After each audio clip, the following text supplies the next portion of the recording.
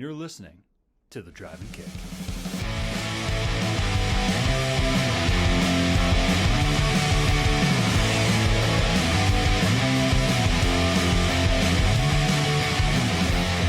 What is going on, everyone? Welcome to another episode of the Drive and Kick podcast, where we are back from a brief sabbatical.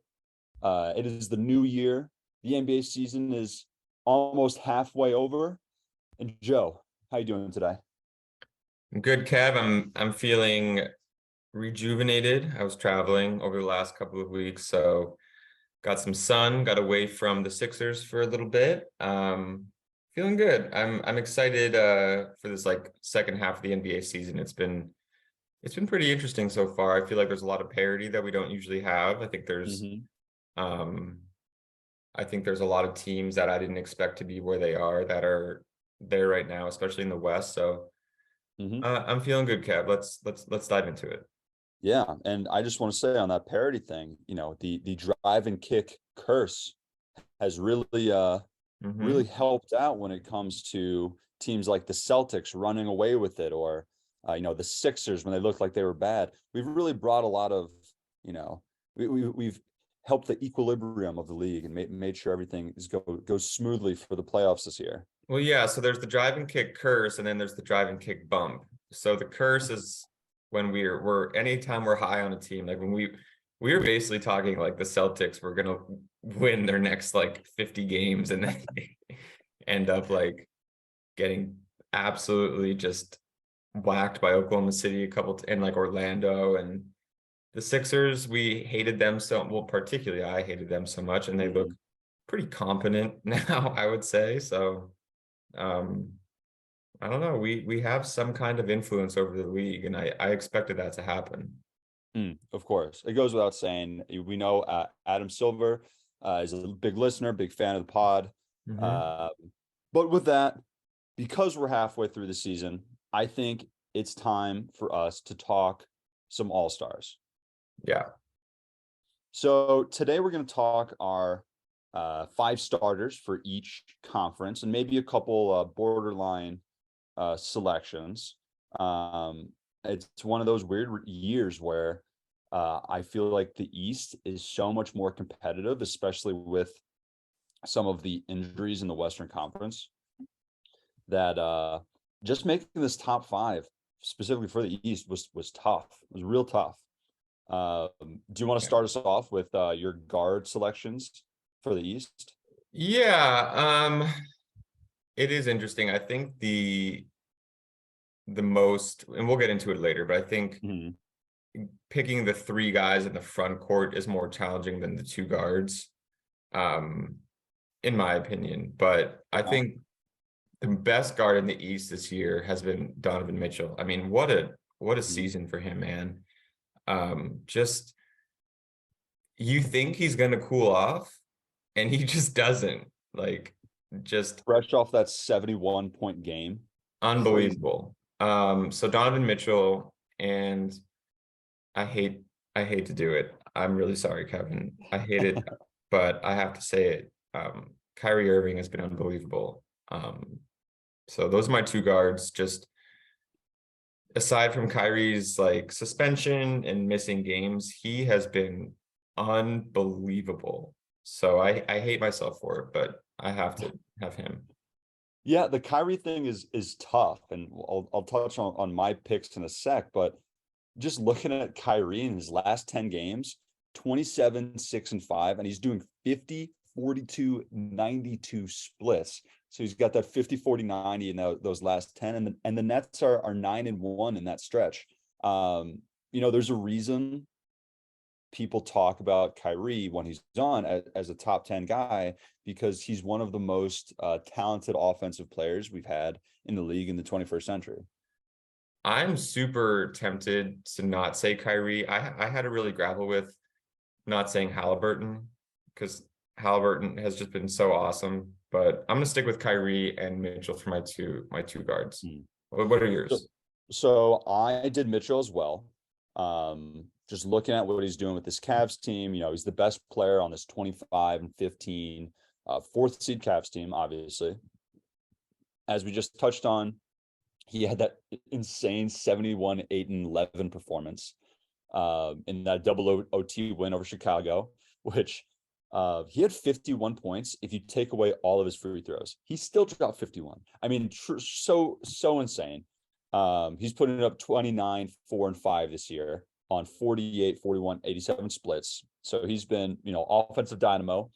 Not to mention, he's actually trying on defense, which is something Rudy Gobert was complaining about for literal years. So I think at this point he just has to be a starter. There's no ifs, ands, or buts about it. In my second position, I thought long and hard because, like we said, Kyrie has been real good. It's been real good. But I decided to go with the player that I feel like is the best point guard in the Eastern Conference, and that is Tyrese Halliburton. Shout out Danny. He is leading the charge for these fighting Pacers who are 22 and 18 and are somehow in the playoffs, despite no one thinking they would be coming into this season. He leads the league in assists, 20, 10, 24 and 10, 2 steals. He's efficient, and we drafted Denny Avdia over him. I've said it on almost all our pods at this point. I'm glad you said that, because as you just heard, I was like, man, I really want to put Halliburton there. Mm-hmm. Halliburton is just so good. I mean, like, there's no reason why this Pacers team should even be competitive other than him. I mean, it's unbelievable what he's doing this year. And I keep thinking about like how we talked about the Kings like earlier in the season, and like how they're going to be a playoff team, and they are. Like, they're the 5th seed right now, they're over 500, but like, I wonder where they would be if they didn't make that Sabonis trade. Like, if Halliburton was still there, like, I just can't imagine, if you're a building organization like the Kings, like, trading a guy like this. It blows my mind. He's so good. And as good as we thought he was with the Kings, he's better. I mean, I never thought he was going to be like a borderline, like second all NBA type of player, which is what he's flirting with this year. And funny you mentioned the Kings being the 5th seed and being over 500. The Kings have a worse record than the Pacers do currently, which, again, I think the Kings have been playing well. Sabonis has been a beast. But the stuff that Tyrese Halliburton is doing, it's one of those things that I can't blame the Kings for being happy with the trade, but in the long term, I can't see a world in which it doesn't look like a Kings loss and a Pacers win. Well, even just like when you think about winning in the NBA, like, it is far easier to build a team around an elite ball dominant guard than elite big man. I mean, Joel Embiid is a million times better than Sabonis will ever be. And even with him, how good he is, you see the limitations of how challenging it is to win when your best player is a big guy. And I just don't know why they made that trade. And it's interesting thinking about the Sixers and Halliburton, because like, before the Simmons Harden trade, Halliburton was always like something that people talked about. And like, I don't know if he actually was on the table. Like, people are always like, oh my God, Morey should have done this. Like, but at the time when the Sixers made the Harden trades, a lot of people, and myself included, were like, you know what, like, Halliburton is going to be good for a long time. But if you're trying to win now with the uncertainty of Embiid's health, Harden's a great trade. Like, Harden's a better win now guy, but like, Harden's not a better win now guy. Like, Halliburton is like, how old is Halliburton? Like 23, 22? Like, whatever he is like, people thought, like, when you were looking at the possibility of trading for Harden or Halliburton, it's like, okay, do you maximize long-term success or do you maximize winning now? And like, Harden at the time, it did, like, to most people, I mean, even I was like, yeah, Harden's a better win now guy, but that's just not the case. Well, and yeah, and it's just it'd be a classic hindsight 2020 type of situation for anyone saying that, oh, Tyrese Halliburton would give the Sixers a better chance of winning than James Harden, a couple seasons ago. That Yeah. just wasn't the case. And again, like as much as I loved Halliburton, he's been on my fantasy team for a few years now. Shout out Craig Fanto.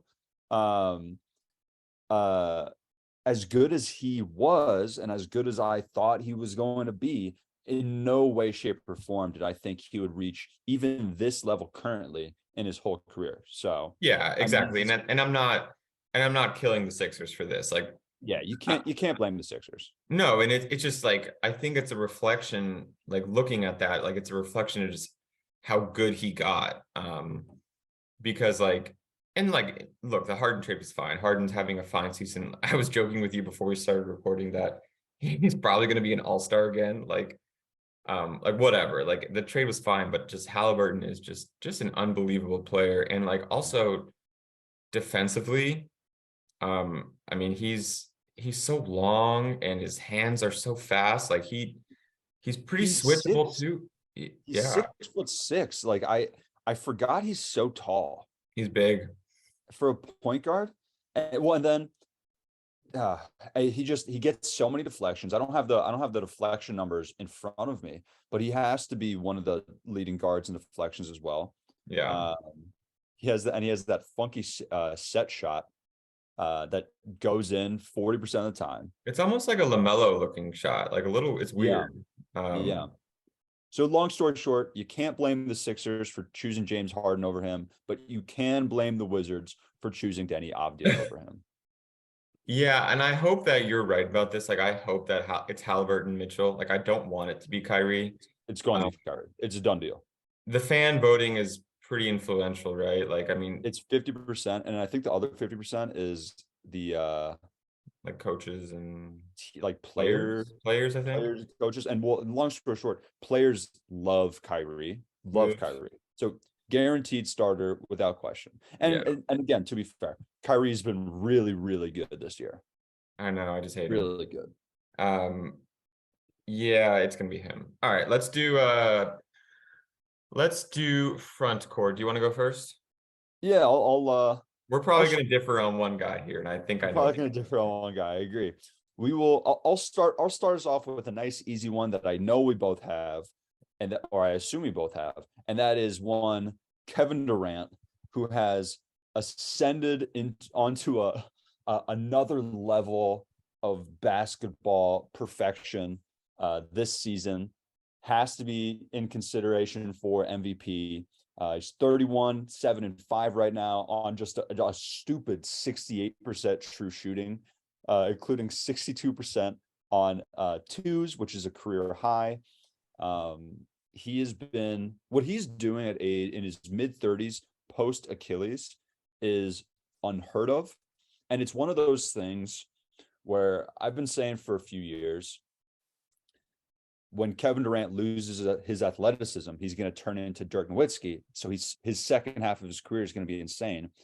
But saying it and watching it are two completely different things. Yeah. Because right now, that's just the case. Well, he's still athletic, but it just shows that he has no signs of slowing down, and his game is going to be perfect for as long as he wants it to be. Because like no one can stop him. No one can stop him.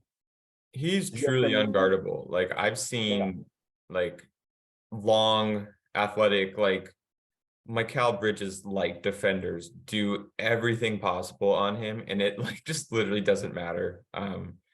He's unbelievable. He's like probably, I get killed all the time for saying that like he's the best player in the NBA, but like sometimes I think he is, man. Like, just if you want a guy in the playoffs to just give the ball to, like, I don't know who else I would rather give the ball to. Just an unbelievable season. I'm there with you. Durant's been the just best player in the East this whole year. Yep. I mean, he's been next level, and at the end of the day, his baseline 15-footer might be the most unstoppable shot in all of basketball. Unbelievable. All right, who else you got? Another one I have is Jason Tatum. Boo. Boo as in you don't have him, or boo as in he's a Celtic? Both. Go ahead. Both. Okay. So Jason Tatum, my argument is, at the end of the day, he's the best player on the best team in the NBA. Celtics, despite the drive and kick curse, are still 28-12, although they're only 6-4 in their last 10. He's 31-8-4, 47, 35, 86 splits. He's definitely taken a little bit of a dip recently, but I still feel like he has to be a starter. He's still a top 3 two-way player in the NBA. And out of all the players under 25, I think he has to be like second behind Luka in terms of players I would want. So Okay. what do you think? I think that Tatum's an all-star, but and he's having an unbelievable season. Like, just everything you said is completely true, but like I just think both Giannis and Embiid are having better seasons than him. So who's your third guy? Is it Giannis or is it Joel? My third guy is Giannis Antetokounmpo. Yeah. And this is nothing against Joel Embiid. Embiid has been absolutely dominant with this 34, 10, and 5 a game. When he's on, he might be the most unstoppable. Maybe there's a couple other guys that we'll mention in this pod that are more unstoppable, but he's up there. My driving force is separating Giannis and Tatum over Embiid is really just games played, mixed with record. It's really just those two, because I feel like I'm splitting hairs. So I went with Giannis.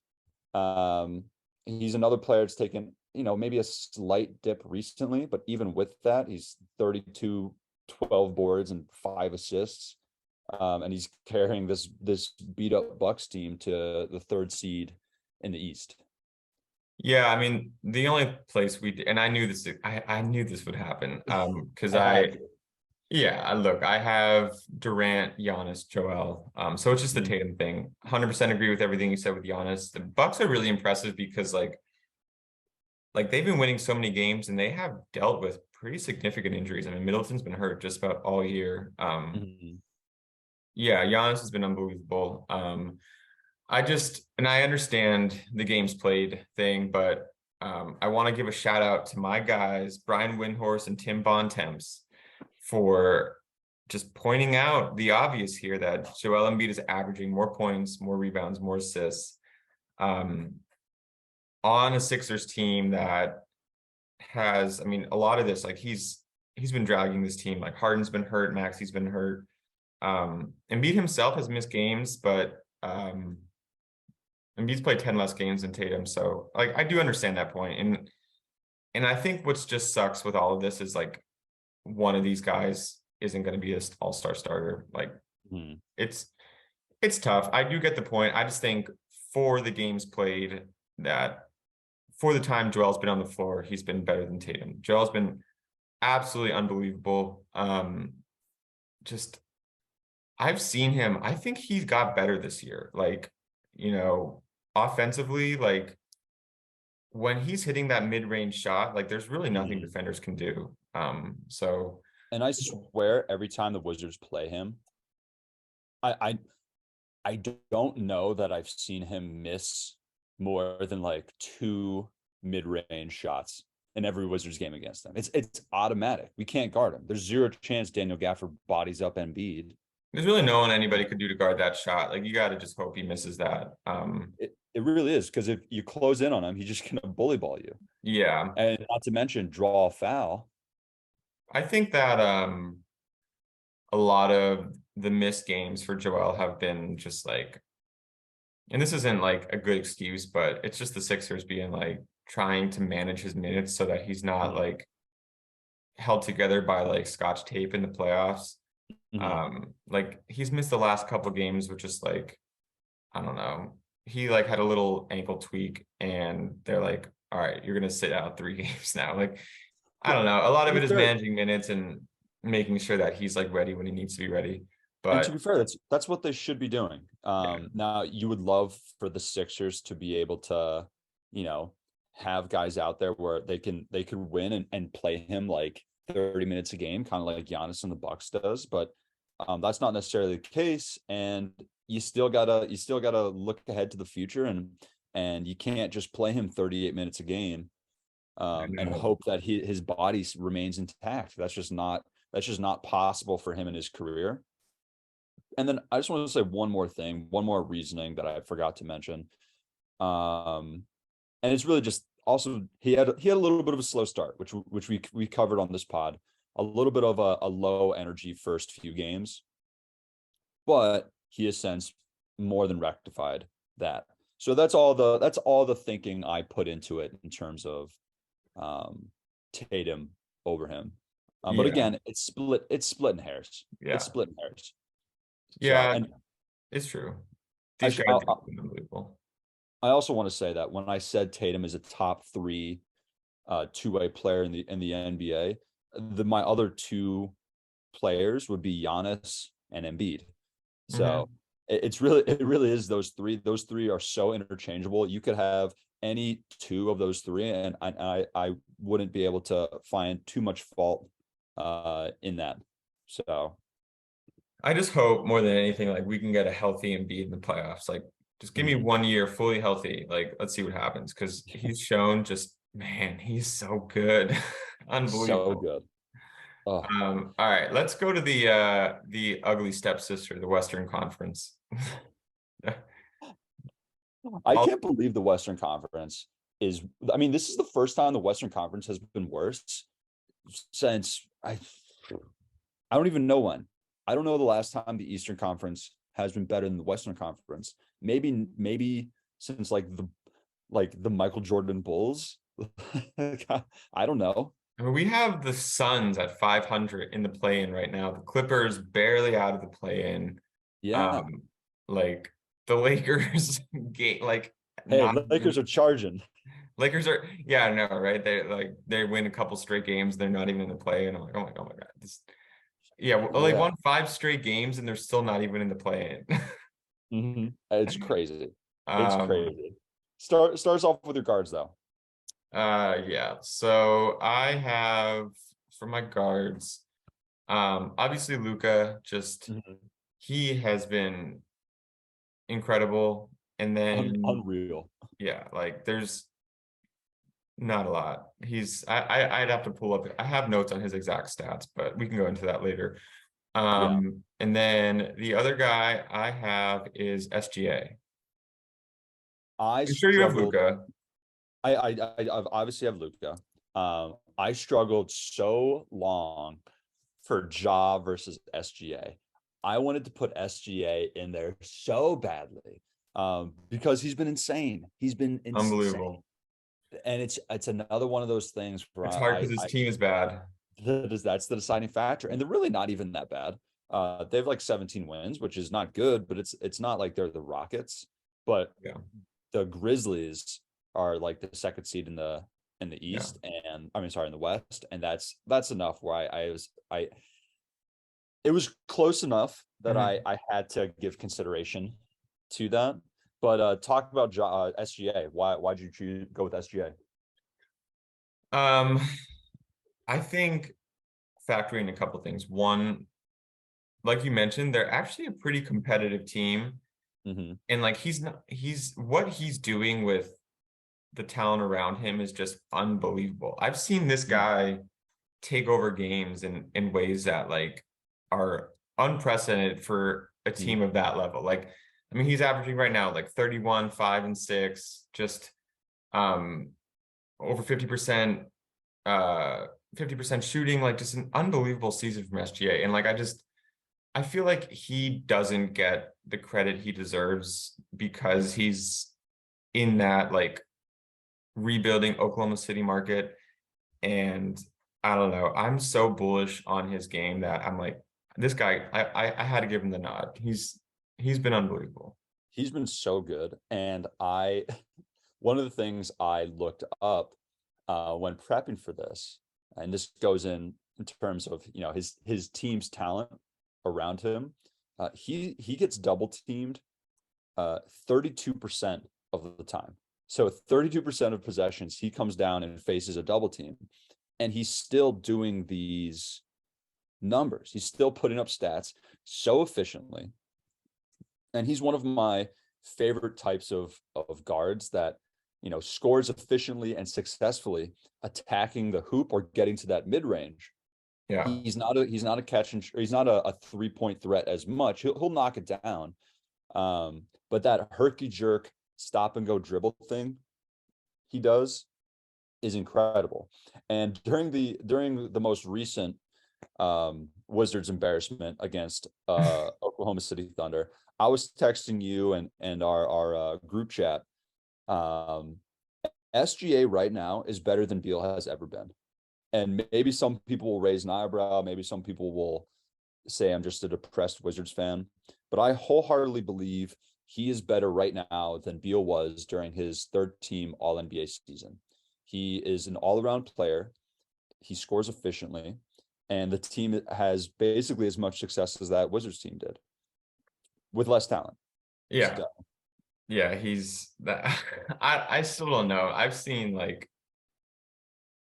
it might be like you watching Beal every night and just like hating yourself, but I don't know. Peak Beal was pretty awesome. So he was awesome. Hey, I love Beal.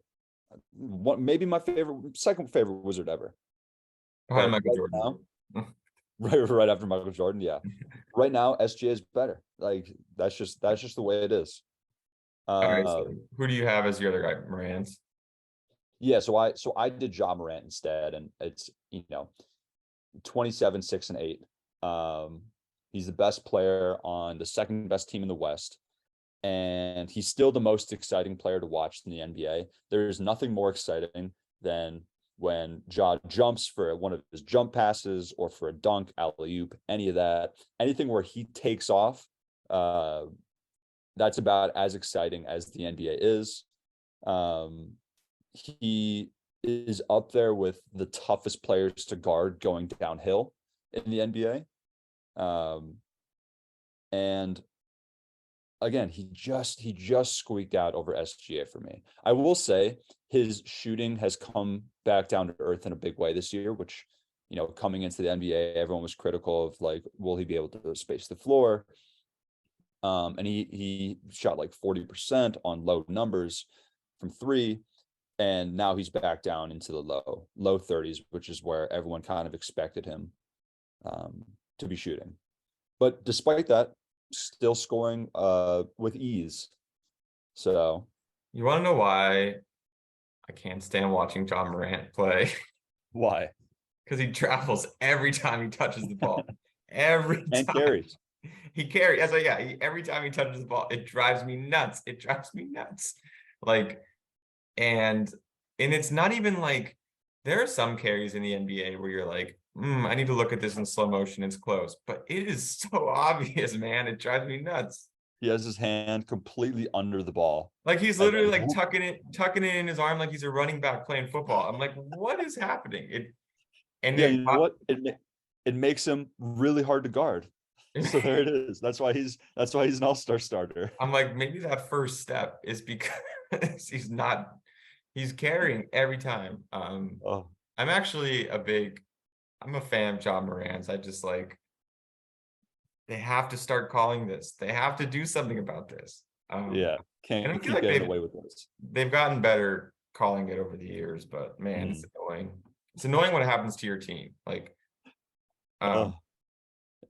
let's talk about Luka for a second, since he's on both of our starting spots. Obviously he has been doing some crazy stuff, including that 60-20-10 game he put up a week or so ago.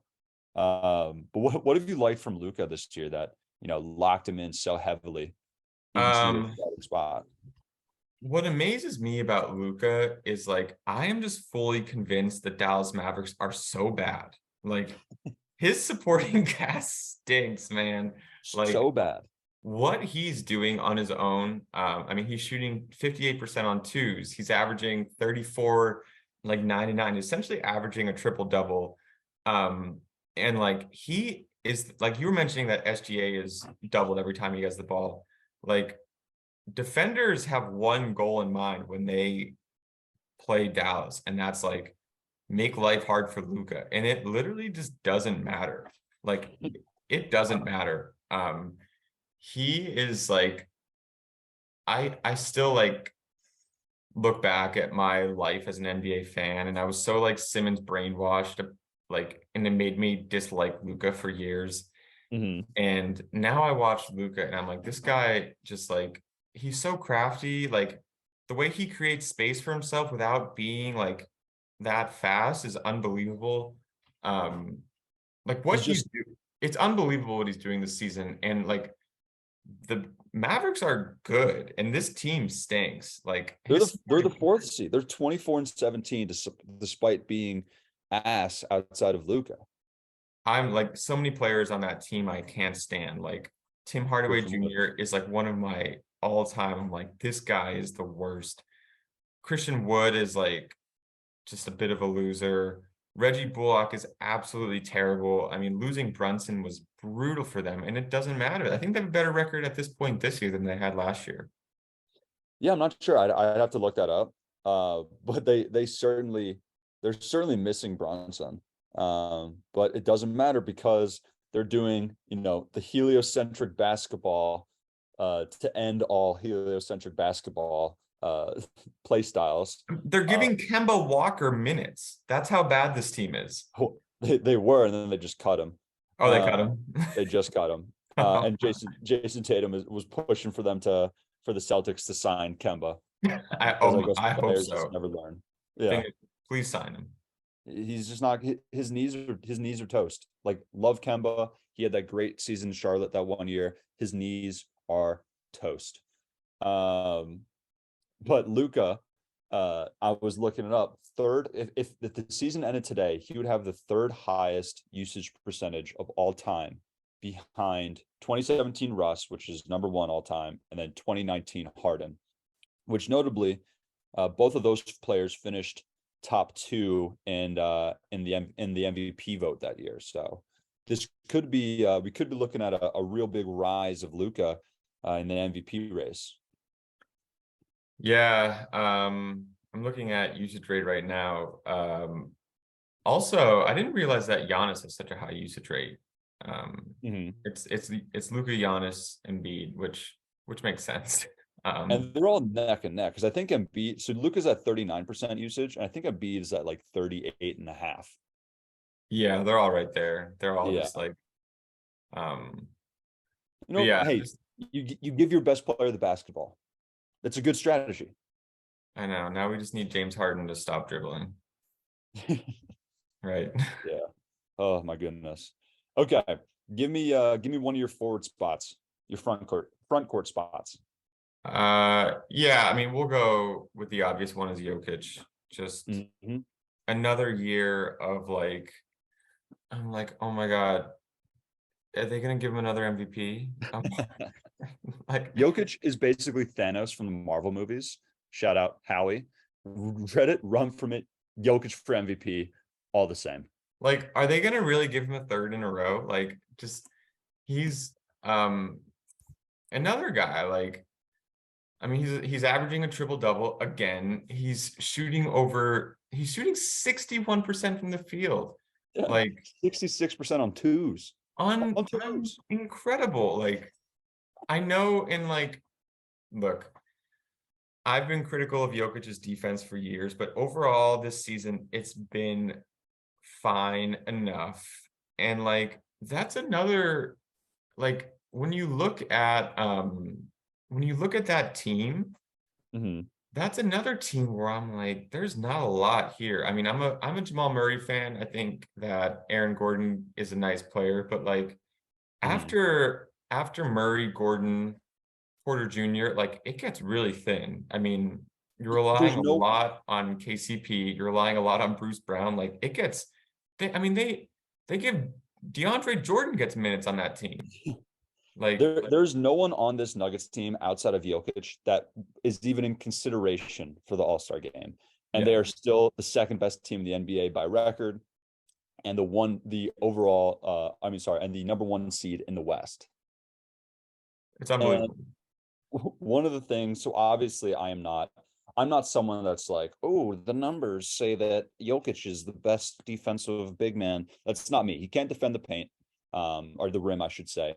But I do think he's better than maybe some people think he is. He's a big fat white guy, does not lead to a lot of uh, defensive ability, but I do think he's solid. But I was just looking at just the on off numbers for Jokic right now. The Nuggets are 25 and a half points better with him on the floor than off the floor. That includes 17 points per 100 possessions better on offense, and surprisingly, 8 points. They give up 8 points less when he's on defense. Now I wonder how much of that is, they sub in DeAndre Jordan, but still, it's crazy what like I have to look up the record for on off numbers, but this has to be up there. This has to be, one of the craziest of all time. Yeah, and I do think the fact that they're putting probably the worst player in the league in as his backup does help that. But yeah, it's gonna hurt them in the playoffs too, like 100%. Like you can't, it's gonna be the Embiid effect where it's like you gotta have like some kind of competent rotation outside of him. Like you can't go in the playoffs with DeAndre Jordan as your backup center. Like it's not gonna work. Well, the crazy thing, not the crazy thing, but Jokic has shown that he has been able to play really long and extensive minutes. When they made that conference finals run, he's playing like 45 minutes a game. So I guess we'll see what happens with that and just how hard they ride him in the playoffs. But one of the things I wanted to bring up, speaking of our usage conversation with Luka and Giannis, Jokic's usage is only 28%. It's 10% less than those three guys.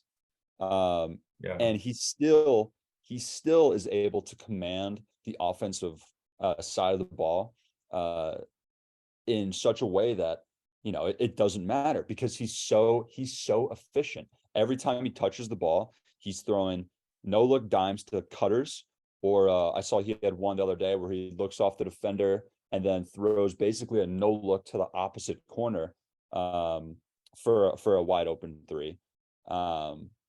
Or if he's just scoring it himself, he does it so efficiently, as we covered, that it just doesn't matter. The way he can play within an offense is just, it really is like his superpower. It's crazy. Yeah, I mean, like you almost, it's just an automatic mismatch every time for the defense. Like you can't double him because if you double him, like he's gonna Death sentence. Yeah, it's death. But playing him one-on-one, it's like he's a gifted enough offensive scorer that like that's trouble. It's so hard to defend him that he's really, I still think he's a terrible defender, but as an offensive player, he's so good that it doesn't matter that much. He's a good, and I will say he's a good positional defender where it's like he has quick hands. He gets a couple deflections. He's where he should be. But man, if you attack the hoop and he's contesting, it's not exactly the most intimidating paint presence. I know. I still just like don't like the idea of a defense that isn't anchored by a rim protector, but like I don't know. I think that's why I have a hard time ever like truly believing in Denver, because defensively they have so many holes that I think are created by their ability to, like, just lacking a rim protector. But we'll see. I don't know. I mean, only time will tell. Yeah. Okay, give me another front court spot. All right. I only gave you one, right? All you did is Jokic. All I gave you was Jokic. I hope you don't think I'm crazy when I say this, but Lauri Markkanen Oh yeah. Yeah, He's on I my have. long list. He's not a starter, but I love it. Let's go. Yeah, Laurie has been probably Laurie's been one of my favorite players to watch this year. Mhm. He's putting up 25, 8 and 2. Shooting just absolutely just doesn't miss. Like he has Yeah. essentially become Jordan. He's shooting 53, 41, um 53% from the field, 42%, I'm sorry, from threes. Mhm. Um Basically the reason why this Jazz team is competitive. Um I think that he's shooting also 63% on twos. Mhm. That's Um, so crazy. and I think he's been a really nice defender. I mean, he's long, athletic, he switches well. Like just the way he's never gonna actually be an all-star starter because he's Larry Markkinen, but he's got to be my hipster pick. I've loved watching him play. He's had just an unbelievable season and just like some insane dunks that I'm Yeah, like, he when dunk did last he night. It's learn how to do crazy. this? Yeah. Did you watch any of his 49-point game against Houston? Yeah, it was insane. So he completely outmatched everyone on that terrible Houston team. And he's just a sharpshooter, man. It's crazy, like thinking 10 years ago that we were gonna have big men taking 15 threes in a game, and everyone's like, yeah, that's good. That's what he should be doing. Yep. But that's Lowry. I did not have him in my starters, but I did my full list of bench players as well, and I did have him on my bench. So he is an all-star in my book. But I'll give you one. LeBron James. I know this Lakers team sucks. I know they are the 12th seed in the NBA. And they are really not all that close to being in the playoffs currently. But at the end of the day, in year 20 of the NBA, LeBron is putting up 29, 8 and 7, and he is single-handedly dragging this bum-ass Lakers team back into playoff contention. Over his last 10 games, he's putting up 34, 7 and 8. And the Lakers are 6-1 in their last 7, including currently having the longest winning streak in the NBA with 5 games.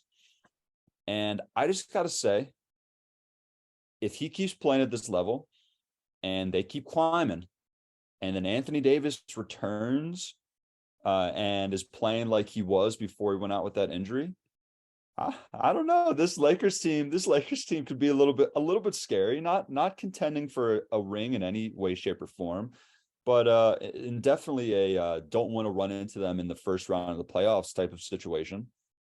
So I don't know. I don't know, Yeah. but I have to say LeBron James. Yeah, he was my third guy. Mhm. Just like I watch it, I cannot believe he's 38. It's so crazy. It's crazy. And it like I mean, I try to think like when is he gonna get bad? Like he's not the player he quite was like he's not the player he was in Miami or Cleveland, but he's still Mhm. like I mean, he's gonna be an all-star starter. Like Yeah, he's going to be a it's captain. um it's absolutely crazy what he's doing. And like you mentioned, this Lakers team, especially since Anthony Davis is frequently injured, it's not a good team. And he's able to do so much for them. Like just his athleticism, I think, is what blows me away because Mhm. his shooting is not what it usually is. Like he's not shooting like especially from three, like he's been actually pretty terrible, but he still Mhm. finds ways. I mean, he's beating up guys off the dribble, he gets to the rim, his explosiveness is still just like he's still one of the most explosive players in the league. Like just Mhm. an absolutely incredible player at 38 years old.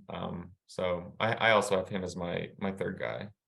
Yeah, he's been fantastic. And it is one of those things where I mean, if he's this good at 38, who's to say he's not going to be this good at 40?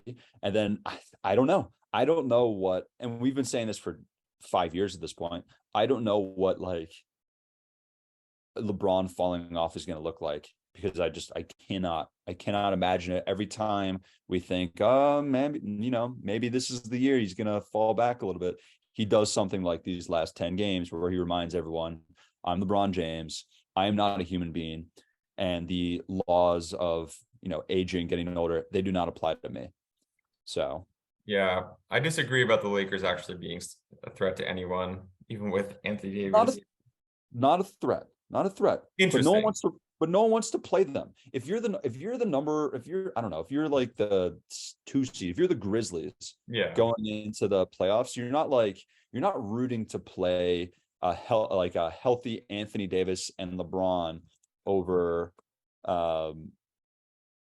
Trailblazers team. Like you'd rather play Dame and the Trailblazers over a healthy LeBron and Anthony Davis. Yeah, Or at least I get that. All right, who's your final? Who's your third? My final one, and it's a little bit tough in the Western Conference because of injuries. There's so many great players that have been hurt and would normally be a starter. I mean, just 3 off the top of my head: Curry, Booker, Anthony Davis. Yeah.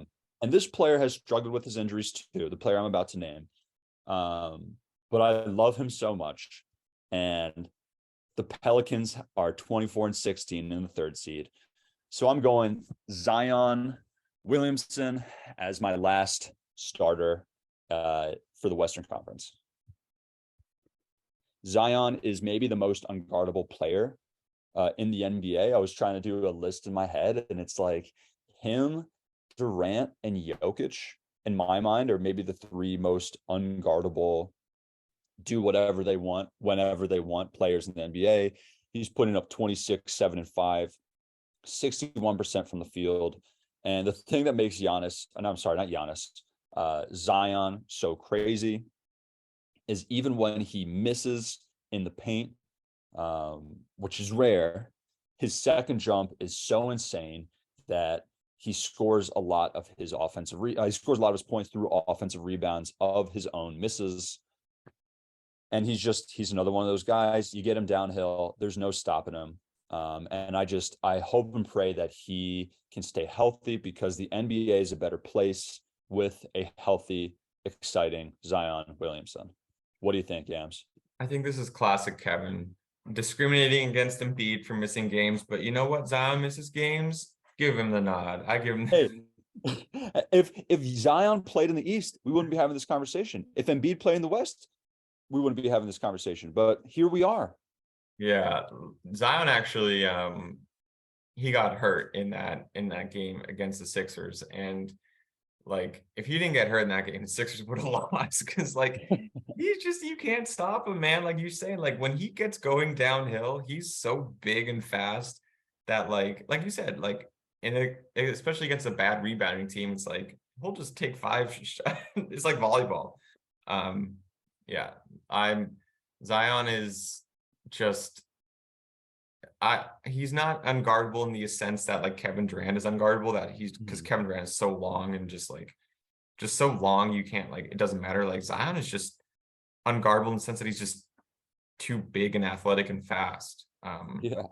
And defensively, I think Zion has really improved as well. Like I hope he could stay healthy, like you mentioned, because like when he plays, like if he's healthy, I think the Pelicans, and we laughed at Dan Hamilton for saying the Pelicans can win the West, but like if this team is healthy in a Western Conference, and I want to give credit to Dan Hamilton for being ahead of the times, like this Pelicans team could 100% win the West.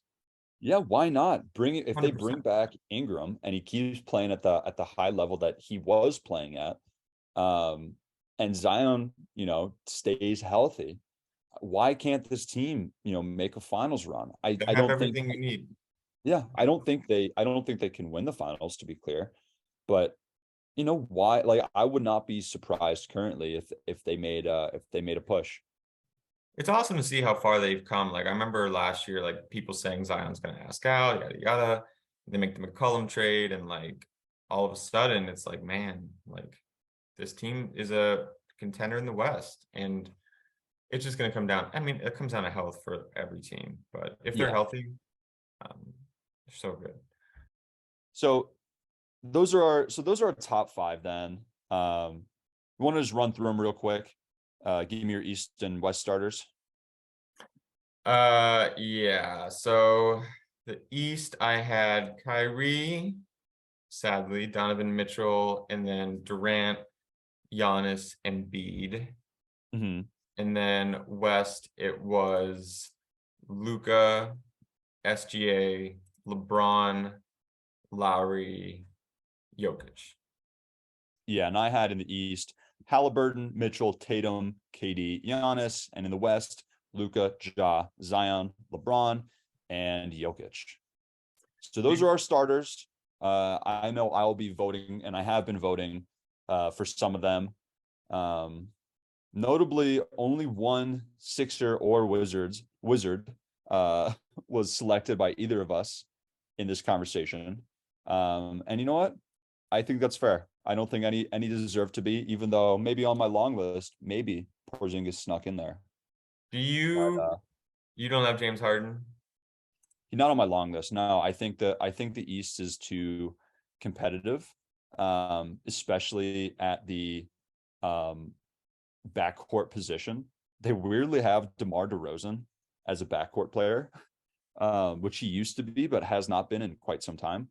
And because of that, I'm like, throw the mid-range king on there. He doesn't even pretend to want to shoot threes, and he is killing it as always. And I'm like, yeah, put him on there. So I have a weird feeling that Harden's going to be an all-star. I think he will be. I think he's popular enough, and I think he's doing. I mean, he's obviously not going to be a starter, so the fan vote isn't going to play a role.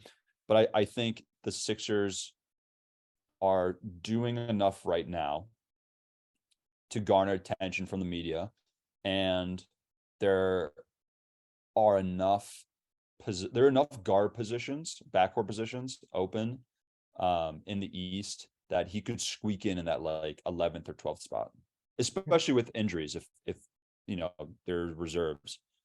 And he's like one of those guys where it's like stats versus eye test. Stats wise, I mean, he's still averaging like 22, 6, and 11. Like still Crazy. having a great year, but then you watch him play and you're like, oof. But stats wise, he's had a nice season. Okay, with that, Yams, do you have any final thoughts on All-Stars, the NBA, any of that? I want to give a shout out in my final thoughts. I want to give a shout out to one B-Ball Paul for being just a world-class entrepreneur, providing an excellent service. So for those who don't know, B-Ball Paul sells hoodies through DMs. I purchased a hoodie from B-Ball Paul, and I want to give my review of the service. So customer service, 5 stars. You message him, whatever form of payment you want to do, Venmo, Zelle, Cash App, he will take it. $100 for the hoodie, free shipping. No one else is offering free shipping, no small business like that. As soon as he takes it to the FedEx store, he personally DMs you the tracking number. If you have any questions about the order, he'll answer your DM. Just overall customer service. And then what I want to say is the quality of the product is like the hoodie is a quality heavy duty hoodie with like felt. It's the printing of the logo of the Out the Mud logo is like, it's not cheaply done. Like it is like felt printing, and like it's an excellent product. The service has been unbelievable. So I want to give a shout out to B-Ball Paul for selling me just an absolutely awesome hoodie. We should be sponsored by Out the Mud. We need the Out the Mud sponsorship. We'll collab with B-Ball Paul, but yeah, there we go. You're not getting customer service like that anywhere else. There you go. Very personal. Well, with that brings us to the close of another episode of the Drive and Kick podcast. Thank you everyone for tuning in, and we will be back next week for another episode.